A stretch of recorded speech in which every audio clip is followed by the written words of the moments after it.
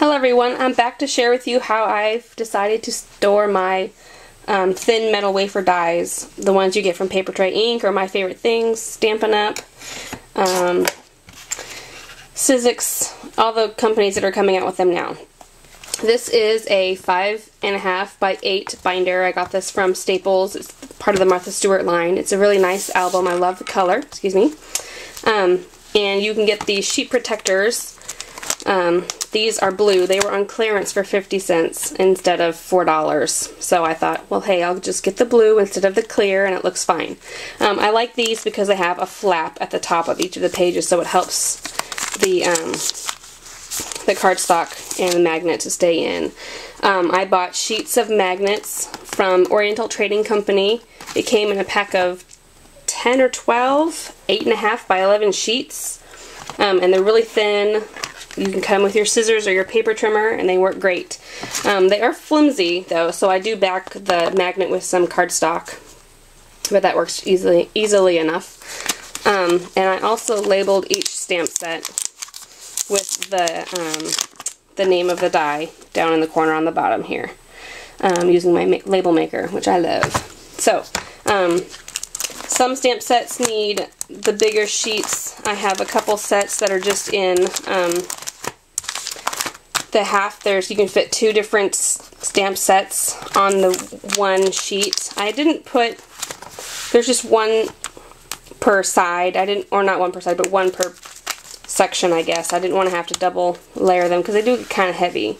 So here's another one that has the 2, and it also works really well for the Sizzix Sizzlet dies too. I've got a few of those in here, and they fit pretty well as long as they're small enough for the pocket. They're a little thicker, obviously, but they still fit in really well. And I didn't use a magnet or anything with those, obviously, because they're not mostly metal. They're mostly plastic and foam and stuff. So this is what I do to make mine. I've already cut my magnet sheet to 4.5 by 7.25.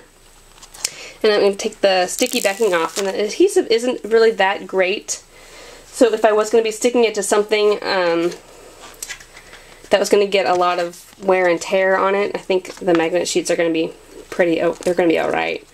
Or keeping them in the protectors are going to keep it from getting tousled around so much. And I also cut out a piece of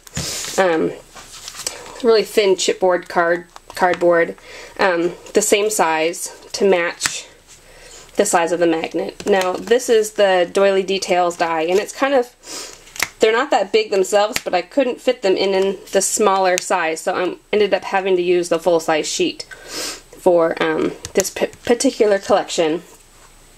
And I've already made the label, so I will just get out my supply of pages.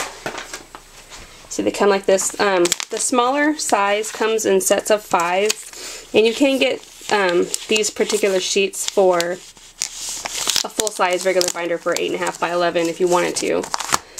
But I just like the smaller size. It's easier to take with you if you wanted to go somewhere.